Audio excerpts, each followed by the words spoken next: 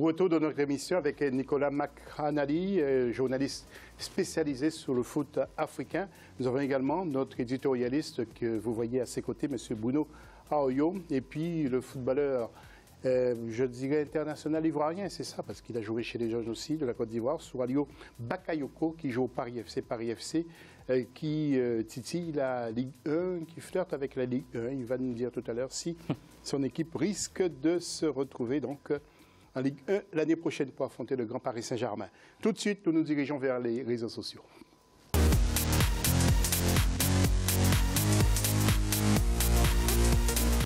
Allez-y, continuez toujours à la question « Quel est le nouveau de la formation sur le continent africain ?» N'oubliez pas d'intervenir Facebook Africa24 ou sur Twitter avec le hashtag Africa24. Troisième partie de cette émission.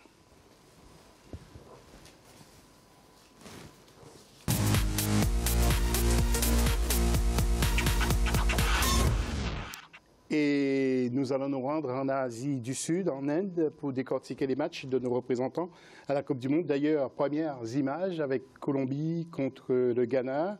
Et le Ghana qui l'a remporté sur le score de 1-0. Le Ghana qui est en rouge, c'est Ibrahim qui a marqué à la 39e minute de jeu.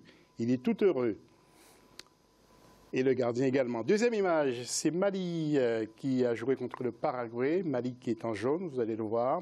3-2 pour les jeunes aigles qui ont perdu. Paraguay donc qui a marqué avec Galeano, Sanchez et Rodriguez.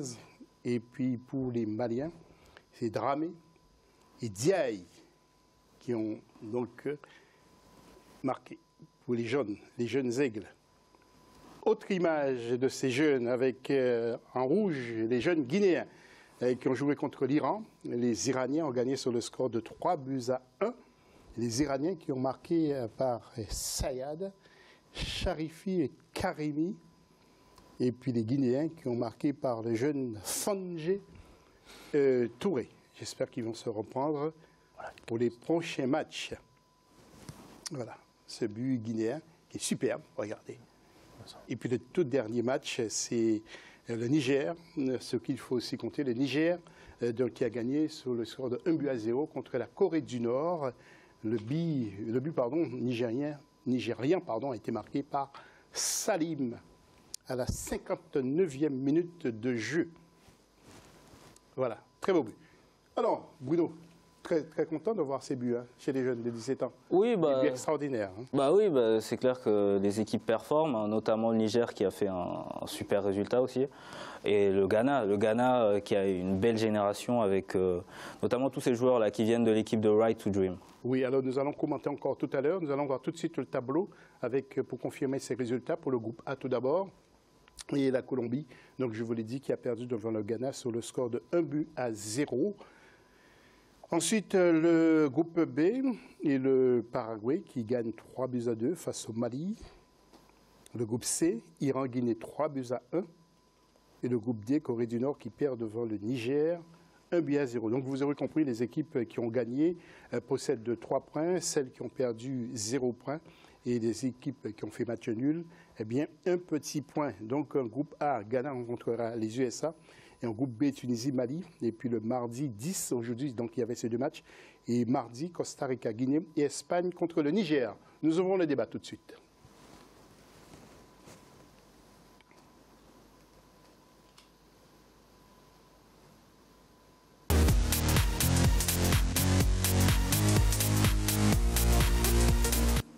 Alors ça va très vite, des résultats déjà de ce lundi. Ghana, USA et Turquie, Mali. C'est ça. Donc le Mali qui s'est imposé 3-0 et le Ghana qui a perdu contre les États-Unis, avec notamment un but d'Akinola qui est donc originaire du Nigeria.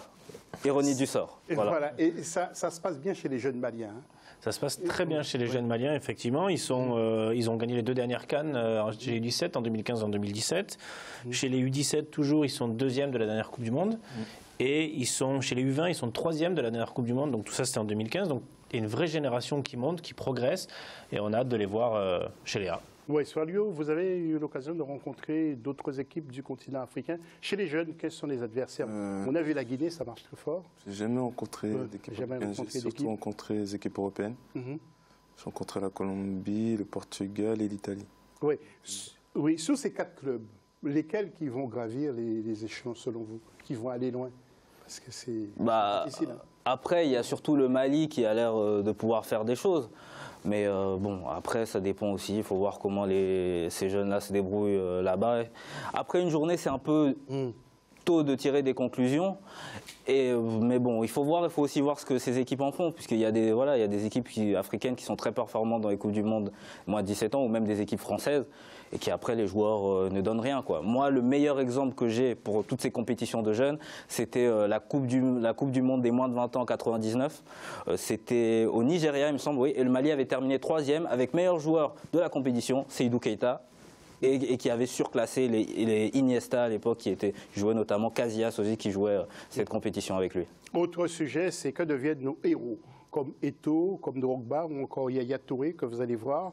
Eto'o qui est à Antalyaspor, qui a mis les buts d'ailleurs, présent récemment au Cameroun, et a lancé une campagne de vaccination. C'est Drogba que vous avez vu, ou que vous voyez à l'instant sur vos écrans. Et puis bien sûr, Yaya Touré, toujours à Manchester City, donc qui est là solidement.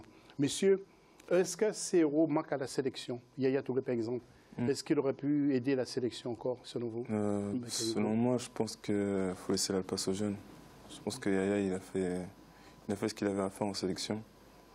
Après, peut-être que j'ai entendu qu'il allait peut-être revenir pour la Coupe du Monde ou je ne sais quelle rumeur encore, mais je pense qu'il faut laisser la place aux jeunes et il y a de très bons milieux de terrain en sélection, donc faut... Nicolas, pour Samuel Eto'o? Pour le coup, moi je suis pas d'accord avec pour Yaya Touré, je pense qu'il a encore sa place. Pour Samuel Eto'o et Didier Drogba, c'était nos héros. Moi j'avais envie en tout cas de les voir s'arrêter à leur top. Là on a l'impression qu'ils étirent un peu leur carrière. Eto'o en Turquie, Drogba en 2e division en Amérique du Nord. Je trouve que c'est dommage. Mais après, ils font ce qu'ils veulent. S'ils sont contents, ils sont heureux de jouer au foot, qu'ils continuent, quand bien leur face. Ouais. Oui, quand même dans leur équipe, parce qu'on va voir Didier Drogba, justement, et qui a encore de beaux jours devant lui. On va voir ce superbe coup franc qu'il a frappé de 30 mètres. Regardez ça un peu. Bruno, vous êtes capable de le faire, ça? Bien sûr. Vous ne connaissez pas les footballeurs béninois Non, je plaisante. Non, mais évidemment, il faut qu'il profite. Hein. Il est un peu vieux pour jouer en sélection, mais tant qu'il peut, qu'il joue. Hein. Qu'il ne se prenne pas dans les considérations européennes. Là. Il est trop vieux, il ne peut plus jouer au foot. Qu'il se fasse plaisir, et qu'il se fasse plaisir aux États-Unis. En plus, c'est une fin de carrière de rêve, franchement. Ouais. Messieurs, je sais que vous ne regardez pas que le foot européen. Vous regardez aussi ce qui se passe, par exemple, en Afrique, en Amérique du Sud.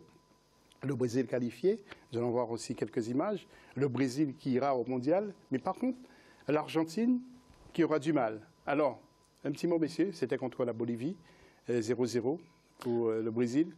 Et l'Argentine qui n'ira peut-être pas là-bas. Le problème, c'est que voilà des travers qu'on reproche souvent aux équipes africaines. Je crois que l'Argentine a eu deux, si pas 3 entraîneurs pendant toute cette période de qualif. Vous ne pouvez pas construire une équipe comme ça. Vous passez notamment là avec Edgardo Bauzá, qui est un entraîneur défensif, au nouvel entraîneur Jorge Sampaoli, qui lui, c'est un entraîneur du jeu offensif. La transition ne va pas se faire comme ça. Et en plus, si vous ajoutez à cela les problèmes de la fédération, des joueurs qui n'étaient pas déjà contents de venir en sélection, alors qu'ils arrivaient à jouer des finales, forcément, voilà. Franchement, dans le football actuel, c'est plus le football des années 50 où vous arriviez comme ça, là, tranquillement, en claquette, vous jouez aux cartes. Non, il faut une grosse préparation, il faut une cohérence, un travail de longue haleine sur le terrain et en dehors pour être performant dans le football de sélection. Vous ne pouvez pas arriver comme ça, oui, ok, les joueurs qui jouent au Barça, mais il y a d'autres équipes aussi qui ont des grands joueurs. Nicolas? Il reste qu'on risque d'avoir une Coupe du Monde sans Lionel Messi, quoi. Le meilleur joueur du monde, ça va être...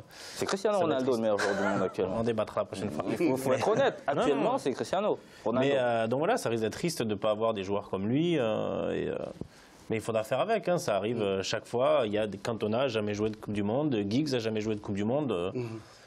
Alors, Messi, il en rate une, je pense qu'il survivra et nous aussi. Soalio, Bakayoko, votre avenir, ça c'est au Paris FC en France? Ou bien vous voyez ailleurs? Non, pour l'instant, je ne suis plus au Paris FC, donc je suis à la recherche de club. Ouais, j'étais en contrat l'année dernière. Qu'est-ce qui s'est passé? Ouais, j'étais en fin de contrat pour renouveler, tout simplement.